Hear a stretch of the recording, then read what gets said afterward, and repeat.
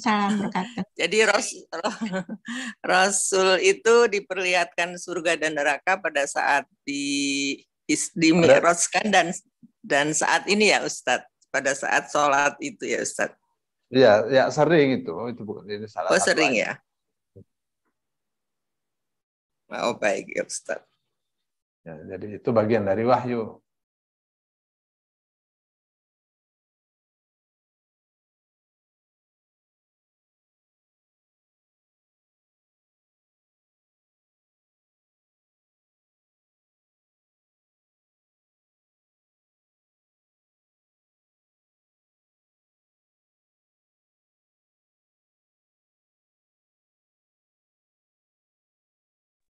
Pak Ustadz nanya, Pak Ustadz. Ya, silakan. Kalau firman Allah dalam bentuk hadis qudsi itu juga melalui malaikat Jibril atau ada yang bersifat ilham juga, Pak Ustadz? Ya, melalui malaikat Jibril. Hadis qudsi melalui malaikat Jibril. Tapi susunan bahasanya dari Rasul Shallallahu Alaihi Wasallam sendiri. Itu aja ya. Bedanya kalau Al-Quran itu lafaznya dari Allah. Lafaz dan maknanya. Nah, tapi kalau hadis qudsi maknanya saja dari Allah. Ya, tapi lafaznya dari Rasul Shallallahu Alaihi Wasallam. Kalau apakah melalui Jibril ya? Tetap semua melalui Jibril ya, tidak ada yang bersifat ilham. Kemudian Pak Ustadz, setelah saya lamat-lamat ini khotbah ini hanya disampaikan ketika Jumat. Kalau kita kan namanya khotbah biasanya hari raya dan hari Jumat. Apakah itu berupa tausiah yang taklim juga, itu namanya khotbah juga Pak Ustadz? Iya, kalau Rasul Shallallahu Alaihi Wasallam kalau mau kasih sesuatu yang penting mesti di atas mimbar, maka disebutnya khotbah. Dan tidak harus hari Jumat, habis subuh, habis maghrib, habis isya. Ya. Pertanyaan lagi Pak Ustadz, tapi udah lama ini sebenarnya pertanyaan ini mumpung Mas Sipi yang bertanya. Kalau yang saya ingat, Rasul jarang mengambil contoh kasus kekinian waktu itu gitu. Mungkin saya yang terbatas ya, mengambilnya itu lebih banyak ke menguraikan Quran, misalnya membahas tentang buruknya Quraisy, si anu gitu. Iya, jadi kalau menurut saya malah kebalik ya. Kebalik malah ya Pak Ustadz, maaf. Jadi kalau di surah-surah Makkiyah itu ya langsung tentang orang Quraisy itu. Ya tapi itu tetap Al-Qur'an Pak Ustadz, tapi tidak kalau kita banyak sekarang membahas yang viral di masyarakat, kemudian Ustadz menyampaikan, misalnya para Ustadz menyampaikan kekinian itu gitu. Tapi saya belum banyak mendengar. Maksudnya itu belum tahu bagaimana Rasul membahas kekinian waktu itu di dalam khotbah-khotbah yang sifatnya bukan dari Al-Quran. Kalau cerita dalam Al-Quran kan ada ya yang mengenai Makkiyah itu memang detail ya, misalnya Walid bin Mughirah segala macam. Tapi yang masyarakat yang di luar itu maksudnya seperti kita sekarang ini mendengar kalau maksudnya yang bukan Quran kan? Iya, jadi yang kekinian waktu itu. Banyak lah, misalnya Rasul Shallallahu Alaihi Wasallam dengan muka yang merah karena marah, beliau mengatakan, saya tugaskan seseorang untuk mengambil zakat. Tiba-tiba dia kembali ke kantor, dia katakan ini yang untuk zakat, ini yang diberikan kepada saya. Ya, Rasul katakan, kenapa dia tidak di rumah saja supaya pemberiannya itu datang ke rumah dia? Maksudnya pemberian ketika dia kerja itu tidak boleh dimiliki. Itu karena itu gratifikasi. Rasul melarang itu. Ya. Orangnya ada bahkan. Ya. Rasul SAW katakan itu. Aku pekerjakan. aku pekerjakan seorang untuk mengambil zakat. Ya, lalu dia katakan ini store untuk zakat, ini yang diberikan kepada saya. Rasul melarang itu. Ya. Nah, pemungut zakat memperoleh pemberian dari orang yang zakat. Ya, atau menerima pemberian. Jadi kalau diterima, berikan semua ke kantor zakat. Begitu. Nah, kenapa? Iya, Karena dia diberi itu karena dia bekerja di situ. Kalau itu pemberian untuk dia, jangan ada kaitannya dengan kerjaan dia. Ya, kerja dia di kantor itu gratifikasi. Rasul katakan, kenapa tidak duduk di rumah ibunya saja, rumah dirinya, ya supaya pemberiannya datang. Ya, itu antara lain ya, tapi banyak. ya Pak Ustadz. Syukran Pak Ustadz. Jazakumullah khairan katsiran.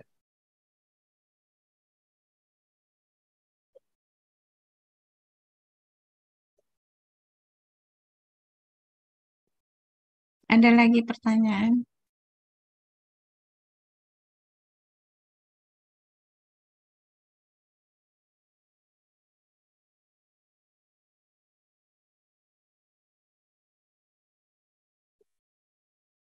Di YouTube ada nggak pertanyaan Bapak Ibu?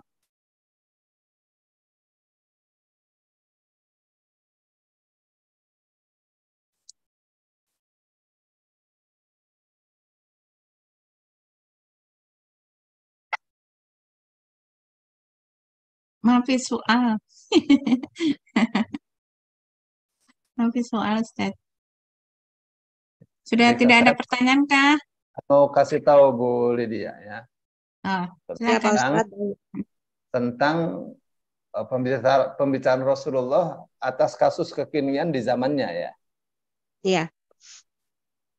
Nih, ini sudah ada 168 tempat. Ini tentang, jadi banyak kan? Iya, banyak sekali. Iya, iya. Jadi Waduh, perlu mendengar itu Pak Ustadz karena perlu jarang sangat. dengar. Itu cuma dari 88 kitab. Coba saya ambil dari Pakai keyword apa Pak Ustadz menemukan itu? Inna minkum, sesungguhnya di antara kalian melakukan ini. Oh, ya Allah, begitu ya. Benar nggak? Oke, lihat tuh. Karena kita tambah lagi. Iya, Pak Ustaz. Oh, ini dari 271 kitab hadis.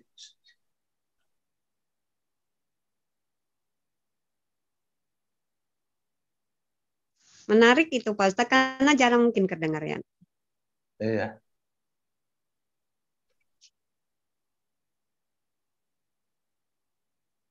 Saya yang khawatir begini Pak Ustadz, misalnya saya pendengar suatu pembicaraan, taruhlah pro kontra tetap si A, si B, si C gitu ya. Bagaimana kita selamat dari bahwa tentu di balik baiknya ada buruknya, di balik buruknya ada baiknya. Nah ini supaya kita selamat dari mengglobalkan semua masalah menjadi buruk ini kan bagaimana kita, itu yang saya khawatirkan. Jadi saya dibilang teman saya itu orangnya agak permisif gitu karena saya jarang ikut-ikutan. Saya takut apa yang saya bicarakan saya diminta pertanggungjawaban, sementara saya di tangan saya tidak ada, saya bukan orang pencari fakta yang fakta yang bisa diterima. Jadi saya banyak, saya termasuk tidak jarang komentar karena saya begitu komentar saya punya fakta apa gitu di tangan saya punya fakta apa, saya mau komentar apa, seolah-olah teman saya bilang saya tuh karena bekas pegawai negeri jadi saya di stigmakan seolah-olah gitulah Pak Ustadz. Mungkin Pak Ustadz bisa nangkap, jadi nggak banyak komentar karena kalau komentar tentu saya punya faktanya, kalau nggak saya punya faktanya saya bukan pro, tapi saya nggak berani komentar takut salah gitu. Jadi saya pengen belajar dari bagaimana Rasul mengajari kita membahas kekinian. Nih. Kalau urusan kekinian kan, sebentar ya. Jadi ini ada di 275 tempat. Banyak kan?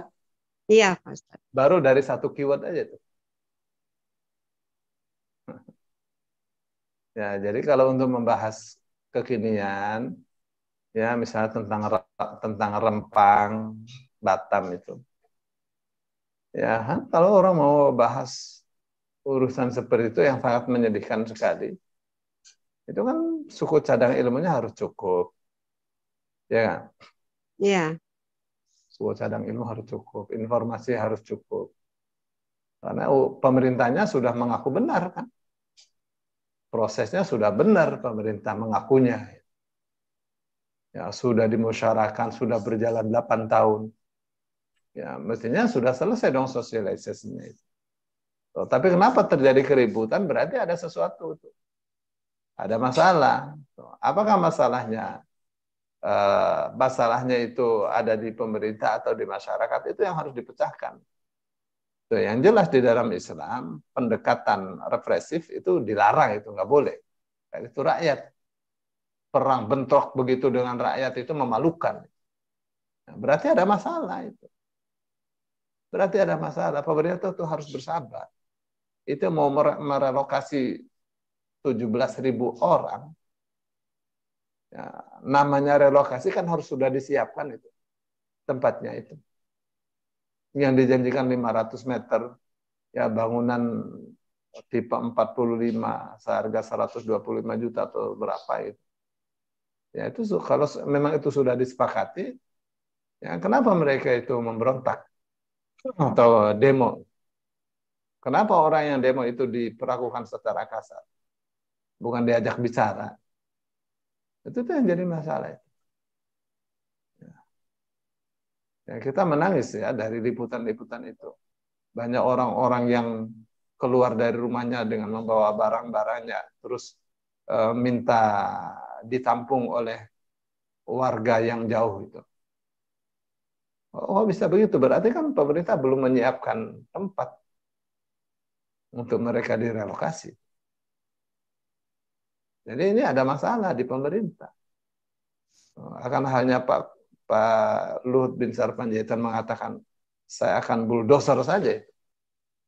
Ya, mereka yang bikin susah pemerintah. Kita akan bikin susah juga mereka. Nggak boleh. Rakyat kok dibikin susah. Nggak boleh. Taruhlah rakyat bodoh. Rakyat yang bodoh itu mesti dipintarkan.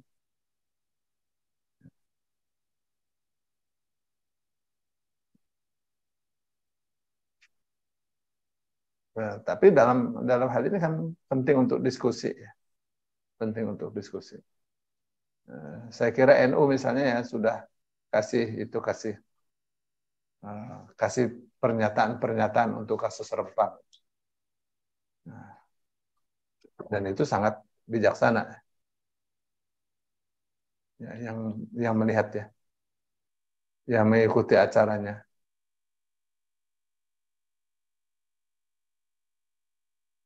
Syukron Pak Ustadz. Ditunggu nanti lain kesempatan kekinian. Saya begini Pak Ustadz, ini kalau ada yang bertanya dulu, yang lain nanti saya kepanjangan nih.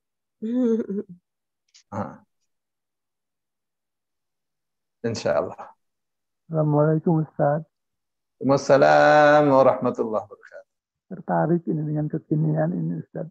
Saya sudah lama itu banyak mengenai ini Ustaz. Saya akhirnya termasuk kekinian karena ilmu zaman Rasul itu dalam Al-Quran sudah ada. Saya belum ada. Karena itu reaksi atau menyatakan kebenarannya itu mengenai susunan ini Ustaz, urut-urutannya tubuh manusia. Dalam Al-Quran kan dimulainya dari daging. Kemudian baru tulang terakhir. Bukan tulang dulu, dibungkus daging, baru kulit. Ini sedang Quran itu apakah sudah ada yang membantah terhadap kenyataan apa yang dinyatakan oleh Al-Quran itu kebenarannya itu demikian susunannya. Bahwa Al-Quran itu sebenarnya kan dimulai daripada daging dulu, Ustaz. Baru justru tulang itu paling belakangan sebagai penguat barangkali ya. Bukan sebaliknya gitu. Para logika pantasnya mah tulang dulu gitu. Karena itu tulang sebagai penguat. Bagaimana Ustaz Mui? Apakah ini termasuk kekinian sebetulnya itu Al-Quran mengenai urutannya tubuh manusia itu demikian. Mohon maaf ini barangkali agak biasalah bahasa Sumiardi, bahasa dari kanan ke kiri ke kanan. Gitu. Tapi Ustaz pasti bisa menyerap apa yang saya katakan ini Ustaz. Katakanlah khairan katsiran Ustaz. Wa'alaikum. Itu kan urusan kejadian manusia di dalam Al-Quran, ayatnya banyak. Ya Ustaz. Ya, yang Bapak baca itu, yang tadi Bapak katakan itu ada di surah Al-Mu'minun ayat 14. Ya, justru itu saya pernah baca gitu. Urut-urutannya itu. Nah, itu kan termasuk kekinian. Di surah Al-Mu'minun ayat 14 itu ada tentang tulang dibungkus dengan daging. Ya. Jadi ayatnya mengatakan tsumma khalaqnan nutfata 'alaqatan. Kemudian kami ciptakan nutfah itu menjadi alaqah. Apa itu alaqah? Alaqah itu daging yang seperti lintah. Ya. Kenapa disebut alaqah? Karena dia gantung ya di dinding rahim dan dia nyedot darah kayak lintah lah. Bahasa Arabnya lintah itu alaq atau alaqah. Ya, bentuknya seperti itu juga, seperti lintah juga. Bentuk dan kerjanya seperti lintah, nempel. Ya, fa khalaqnal 'alaqata mudghatan. Lalu kami jadikan alaqah itu sebagai mudghah. Ya, kami jadikan alaqah sebagai mudghah. Apa mudghah? Mudghah dari kata madghah. Jadi kalau kita madghah artinya menggigit dengan geraham. Jadi kalau kita gigit ini, nanti daging yang digigit terus kita keluarkan seperti itu bentuknya. Itu namanya mudghah. Ya. Terus fa khalaqnal mudghata 'idhama. Lalu mudghah itu kami jadikan tulang belulang. Ya, dari mudghah itu. Ya, tentu tidak tulang dulu. Bagaimana tulang dulu? Ya, dari mudghah itu terbentuk tulang. Ya, fakasawnal 'idhama lahma. Lalu kami bungkus tulang itu dengan daging. Ya, thumma ansha'nahu khalqan akhar. Kemudian kami bangun ya tulang yang dibungkus dengan daging itu menjadi makhluk yang lain. Ya, mana disebut makhluk yang lain? Ada mata, ada telinga. Yang tadinya cuma nutfah saja ya. Zigot saja itu. Fatabarakallahu ahsanul khaliqin. Maka sangat baiklah Allah. Ahsanul khaliqin, sebaik-baik pencipta. Nah, bagaimana itu mata diciptakan? Mata kanan, mata kiri, dan seterusnya. Ya, lensa yang terbikin dari daging. Dahsyat luar biasa manusia ini.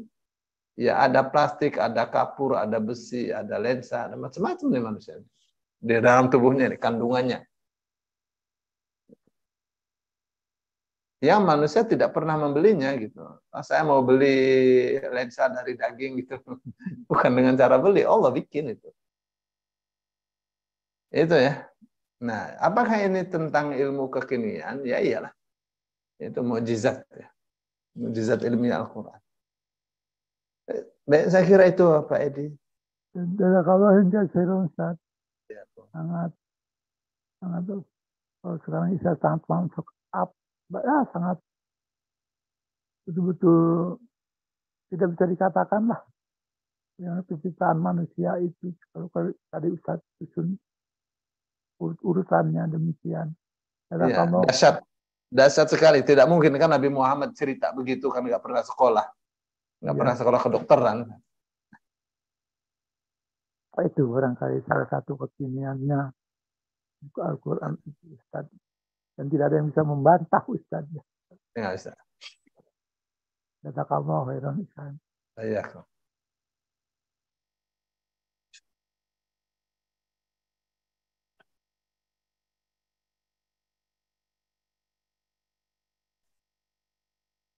Baik, mungkin sudah cukup Bu Nini.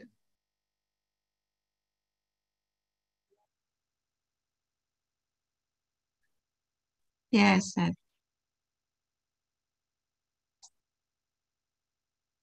Cukup ya, Bapak Ibu. Tidak ada pertanyaan lagi. Coba saya cek lagi. Ada 11 orang ada pertanyaan. Baik, Ustaz, terima kasih banyak Jazakallahu khairan katsiran, dan Bapak Ibu terima kasih sudah hadir di Taklim subuh ini, dan kita akan lanjutkan pelajaran kita di hari Sabtu pekan depan. Insya Allah kita kembali bisa bergabung di kajian virtual ini, dan kita sudahkan dengan hamdalah. Alhamdulillahirabbil alamin. Subhanakallahumma wa bihamdika asyhadu an la ilaha illa anta astaghfiruka wa atubu ilaik. Jazakallahu khairan. Assalamualaikum. Iya.